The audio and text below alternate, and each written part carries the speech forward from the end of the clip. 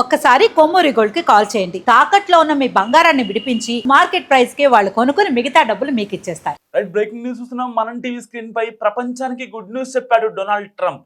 యుద్ధం నుంచి వైదొలుగుతున్నట్లు ట్రంపే స్వయంగా ప్రకటించాడు.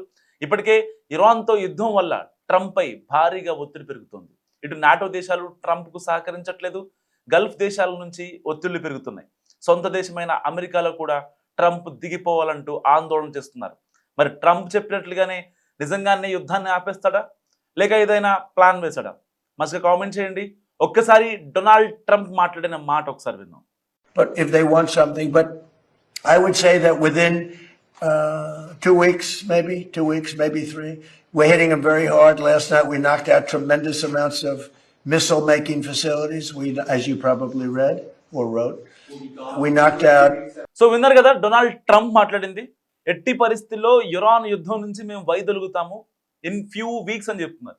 ఫ్యూ వీక్స్ అంటే మరి ఆయన చెప్పిన 2 to 3 వీక్సా, లేకపోతే మొన్న కనుక హార్మోస్ స్ట్రైట్ దగ్గర 48 అవర్స్ డెడ్ లైన్ ఇచ్చి మళ్ళీ 24 అవర్స్కి సీజ్ ఫైర్ చెప్పి మళ్ళీ అమెరికా బలగాల్ని ఇరాన్ భూభాగంలోకి దింపాడు డొనాల్డ్ ట్రంప్. మరి ఏది నిజం, అసలు ఏం చేస్తాడు, ఎవరికి అర్థం కానటువంటి పరిస్థితి. సో ఇరాన్తో యుద్ధంపై అమెరికా అధ్యక్షుడు కీలక ప్రకటన చేశారు.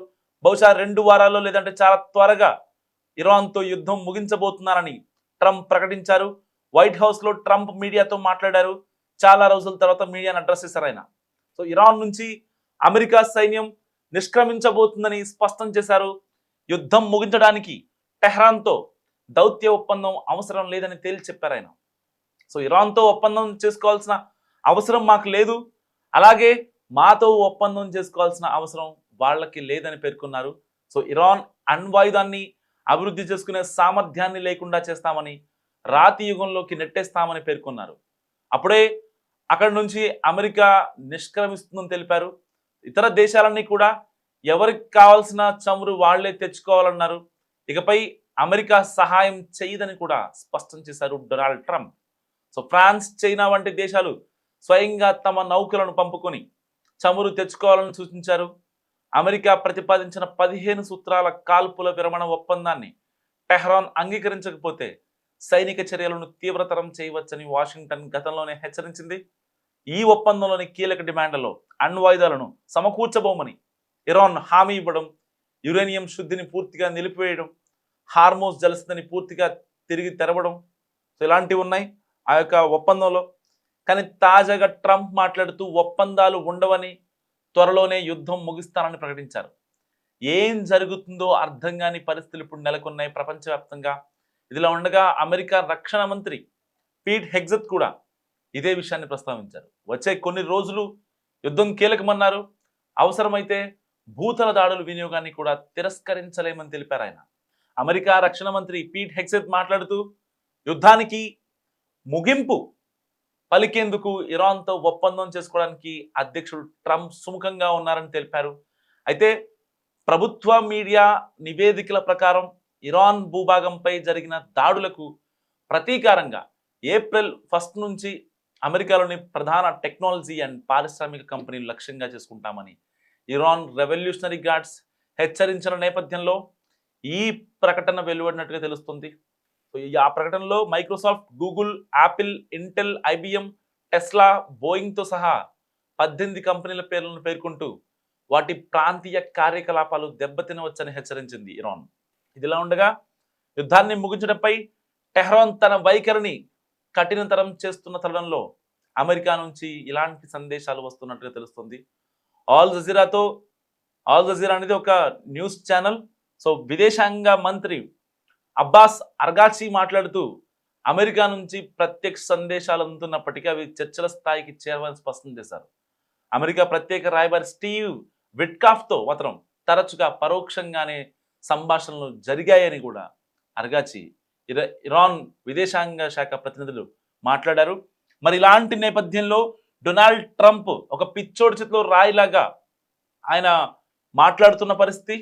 సో ఇటు హార్మోస్ ఒప్పందం అంటారు, తర్వాత ఇరాన్లో దొరికే చమురు అయితే ఉందో లైక్ ఫ్రాన్స్ కావచ్చు, చైనా కావచ్చు, రష్యా కావచ్చు, లేదంటే ఇండియా కావచ్చు, సో మీ చమురు వచ్చి మీరే తెచ్చుకోండి, అంతేగాని వాళ్ళకి డబ్బులు ఇవ్వాల్సిన అవసరం లేదంటూ డొనాల్డ్ ట్రంప్ ఒక కొత్త మాట మాట్లాడారు.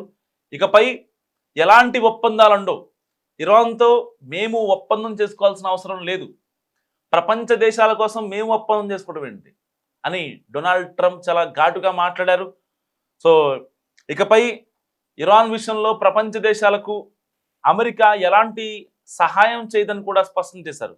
అసలు ఇక్కడ సహాయం అనే మాట ఒకసారి మనం మాట్లాడుకుంటే, డొనాల్డ్ ట్రంప్ వల్లే కదా ప్రపంచవ్యాప్తంగా చమురు సంక్షోభం, డొనాల్డ్ ట్రంప్ వల్లే కదా ఖమేనీ చనిపోయింది, డొనాల్డ్ ట్రంప్ వల్లే కదా ఇరాన్ ఇజ్రాయెల్ వార్ ఇంకాస్త ఉద్రిక్తతలు పెంచింది, డొనాల్డ్ ట్రంప్ వల్లే కదా ప్రపంచ దేశాలు ఇంతమంది ఇబ్బంది పడుతున్నారు, ఇంత సంక్షోభం, ఆర్థిక వ్యవస్థలు పతనమవుతున్నాయి కొన్ని దేశాలు, చెప్పుకోవట్లేదు కొన్ని దేశాలు అంతే, ఈవెన్ అమెరికా టూ, దాంట్లో కూడా అమెరికా ఉంది. రీసెంట్గా ఇరాన్ అమెరికాలోని ఒక 18 హెడ్ ఆఫీసుల మీద టెక్నాలజీ కావచ్చు, పారిశ్రామిక రంగం కావచ్చు, like Boeing, Apple, Microsoft, Google, YouTube, ఇలాంటి వాటి మీద దాడులు చేస్తా అని చెప్పింది ఇరాన్. ఇరాన్కి చాలా సింపుల్, బేసిక్గా 18 లక్షల డ్రోన్తో కువైటియన్ 1800 కోట్ల రూపాయలటువంటి కంటైనర్ షిప్ని ఖతం చేసేసింది ఇరాన్. జస్ట్ ఆ డ్రోన్ కెపాసిటీ, మిసైల్ కెపాసిటీ 18 లక్షలు మాత్రమే.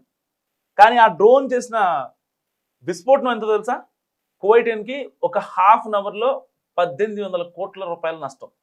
దాంట్లో దాదాపుగా 1600 కోట్ల రూపాయల చమురుంది, ముడి చమురు, కొన్ని లక్షల బ్యారెళ్ల చమురుంది. అటు షిప్పు పోయాయి, ఇటు చమురు పోయాయి. అట్లా ఉంటుంది ఇరాన్ వ్యూహం. ఇరాన్ ఎంతకైనా తెగిస్తుంది చెప్పడానికి ఇలాంటి ఎగ్జాంపుల్స్ నిజంగా చాలా ఉన్నాయి, ఒకటి కాదు. ఇరాన్ వాళ్ళు ఇప్పటికీ ఖమేనీ చావుకి, వాళ్ళ మత పెద్ద అయినటువంటి ఖమేనీ చావుని చాలా సీరియస్గా తీసుకున్నారు. సో వాళ్ళ ఈగోని ఇప్పుడు ఎవరు ఆపలేరు, ప్రపంచ దేశాలు ఎవరు కూడా ఆపలేరు.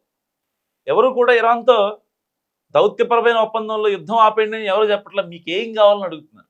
పాకిస్తాన్లో దౌత్యపరమైన ఒప్పందాలు జరిగినా, డొనాల్డ్ ట్రంప్ పంపించిన, గల్ఫ్ దేశాలు మాట్లాడినా యుద్ధం ఆపేయండి అని ఎవరో చెప్పరు. చెప్తే ఇరాన్ వాళ్ళు ఏం చేస్తారు తెలుసా? అక్కడికక్కడే చంప మీద పెట్టి కొడతారు. అలాంటి సిచ్యువేషన్ అనమాట ప్రపంచ దేశాల మీద ఇప్పుడు. సో ఇలాంటి కాన్సిక్వెన్సెస్లో ఇరాన్ యుద్ధాన్ని ఆపనంటూ ఆ యొక్క విదేశాంగ శాఖ కీలక అధికారులు ఇంటర్నేషనల్ మీడియాతో చెప్తున్న పరిస్థితి. మరి ఇలాంటి నేపథ్యంలో డొనాల్డ్ ట్రంప్ డైరెక్ట్గా వచ్చి ఇన్ ఫ్యూ డేస్ నేను యుద్ధం ఆపేస్తా అని చెప్పారు. లేదు 2 to 3 వీక్స్ అని చెప్తున్నారు. సో ఈ 2 to 3 వీక్స్లో ట్రంప్ ఏం చేయబోతున్నాడు అన్నది చాలా కీలకమైన పాయింట్ ఇక్కడ.